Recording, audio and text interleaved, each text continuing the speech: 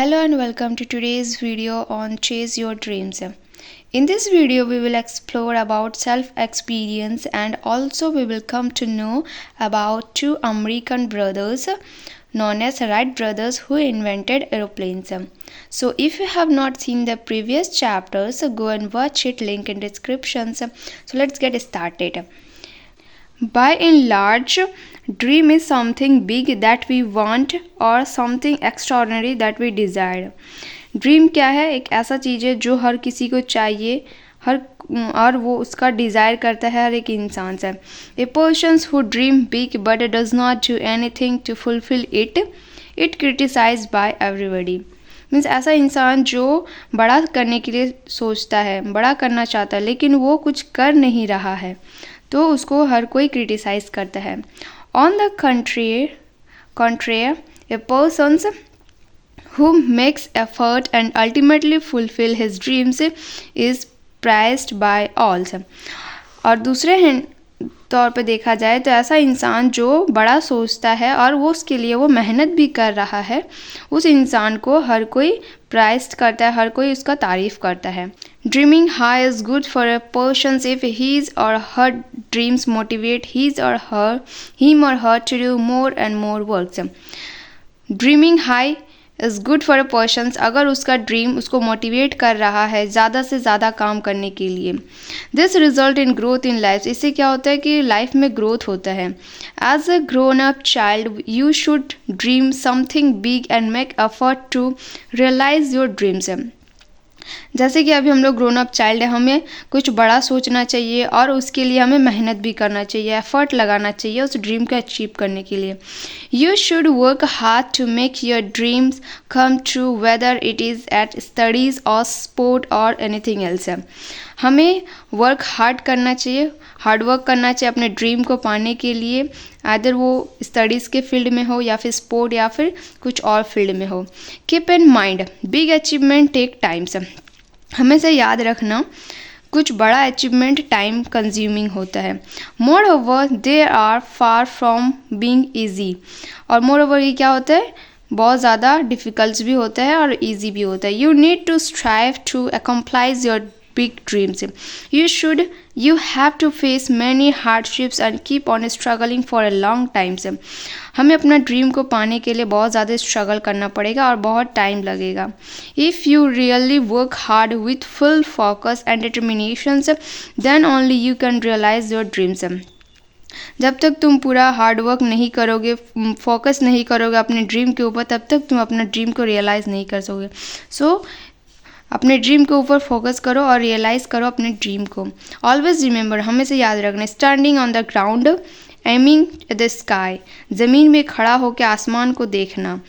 How will you reach there. हम वहाँ तक कैसे पहुँचे. If you do not try. अगर हम लोग कोशिश ही ना करें तो हम आसमान तक कैसे पहुँचे. Recite the poem. A dream is a seed. Dream क्या है, एक बीज की तरह है. The seed of a tree. और ये सीड कैसा होता है, एक ट्री बनता है. Seed of a tree. A tree full of life. एक ट्री जो कि फुल ऑफ लाइफ होता है. And the things you can be your dream are the windows. और ड्रीम्स क्या है, एक विंडोज़ की तरह है जिसे हम लोग देखते हैं. Through which you can see. जहाँ से हम लोग देख सकते हैं. A hint of your future. जहाँ से हम लोग अपना फ्यूचर देख सकते हैं. And the thing you will be. और वो चीज़ जो हम लोग कर सकते हैं. Each night when you sleep when you are feeding the seed. जब हर एक नाइट जब हम लोग सोते हैं तो हम अपना सीड को फीड करते हैं. The seed of the tree of who you will B. ऐसा सीड जो कि हम लोग जो हमारे लाइफ को, फ्यूचर लाइफ को फुलफ़िल करे और हम लोग क्या बन सकते हैं आगे चल के. For realizing your dreams, you need to learn from your mistake. अपना ड्रीम को रियलाइज़ करने के लिए हमें अपने मिस्टेक से सीखना चाहिए. You need to act in perfect way. हमें परफेक्ट वे पर एक्ट करना चाहिए. While chasing your dreams, जब हम लोग ड्रीम को चेस कर रहे होते हैं, do not let discouragement overpower you. Second, don't feel bad about your current bad situations. अपना करंट बैड सिचुएशंस के ऊपर बैड फील नहीं करना चाहिए. Don't remember your painful past. Painful past को हमें कभी नहीं याद करना चाहिए. डोंट प्रोकास्टिनेट, हमें प्रोकास्टिनेट भी नहीं करना चाहिए। Don't neglect to take care of your body, हमें अपना बॉडी पर केयर करना चाहिए, इसको हम लोग नेग्लेक्ट नहीं कर सकते हैं। Means we should care about our body. Don't wait for help, help के लिए वेट नहीं करना चाहिए। Depend on your own self, हमें खुद पर डिपेंड होना चाहिए। Don't take anything too personally, किसी भी चीज़ को टू पर्सनली नहीं लो। फोकस ऑन योर गोल्स, हमेशा अपने गोल की ओर फोकस करना चाहिए। डोंट बी टू पॉजिटिव और एम्बिशियस, ज़्यादा पॉजिटिव और एम्बिशियस भी नहीं होना चाहिए। हैव ए बैलेंस्ड अप्रोच, हमें हमेशा बैलेंस्ड अप्रोच बनाए रखना चाहिए। Don't compare yourself with others, हमें किसी के साथ कंपेरिजन नहीं करना चाहिए। डोंट स्वे, be determined. Let's learn from the following examples, कुछ एग्जाम्पल्स से देखते, जैसे कि राइट ब्रदर्स एक स्टोरी है, who invented the first aeroplanes, और ये दो ब्रदर्स की कहानी है जो कि एरोप्लेन का इन्वेंटेड किया था। Orville Wrights and Wilbur Wrights were two American brothers, ये कौन था? Orville Wrights and Wilbur Wrights दो अमेरिकन ब्रदर्स था। Inventors and aviation pioneers who were credited with inventing, building and flying the world first aeroplanes. इन्होंने क्या किया? World first aeroplane का inventor किया।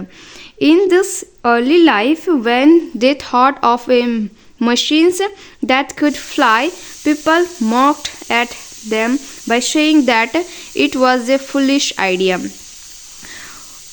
उस टाइम क्या होता था, जब उन्होंने ये आइडिया शुरू किया कि मशीन भी फ्लाई कर सकता है, तो लोग उस पर हंसने लगा, उसके आइडिया को फुलिश बताने लगा। Orville Wrights was born on August 1871। ऑरविल कब जन्म लिया था? 19 अगस्त 1871। Date is very important. At Dayton में Ohio Wilbur Wright was born on 16 April 16, 1868 at Malivia, Indians। मालिविया Indians में विल्बर का जन्म हुआ था। In 1878 their father bought home a toy helicopter। 1878 में क्या हुआ? उसके पापा ने एक हेलीकॉप्टर टॉय खरीद के दिया वो दोनों को। मेड ऑफ पेपर, जो कि पेपर से बना हुआ था।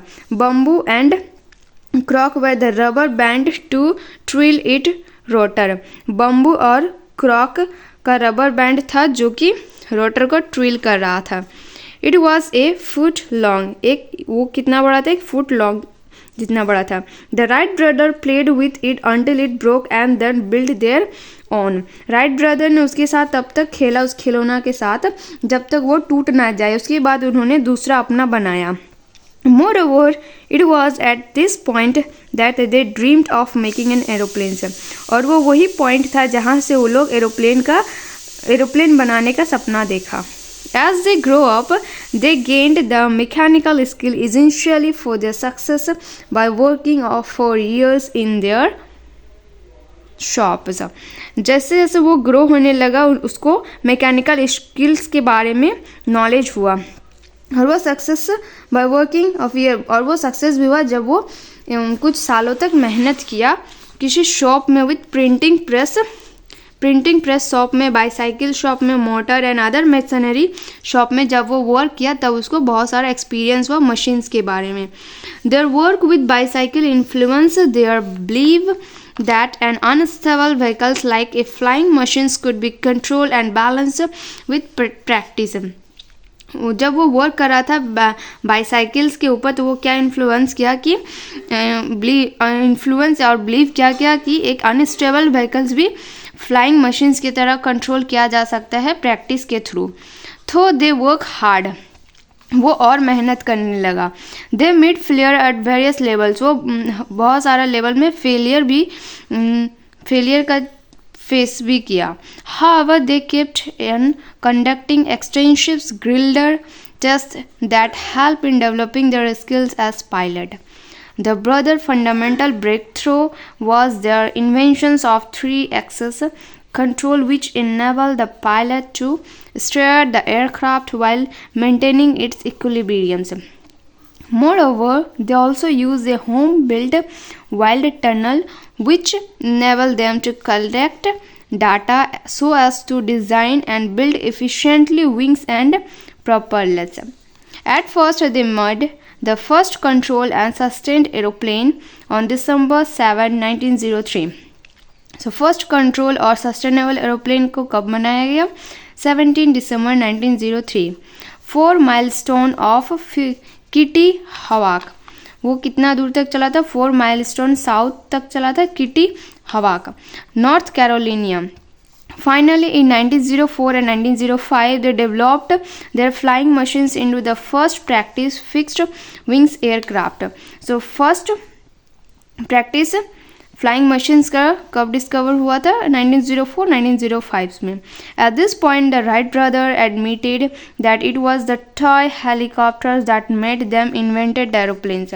उस टाइम उन्होंने क्या कहा, क्या एडमिट किया कि ये एक टॉय हेलीकॉप्टर से ही उसको एक आइडिया मिला जिसकी वजह से वो एरोप्लेन का इन्वेंटेड किया. Unfortunately, Wilbur Wright died a few years after inventions on May 13, 1912. Inventions के बाद विल्बर राइट का डेथ हो जाता है मई 13, 1912 से.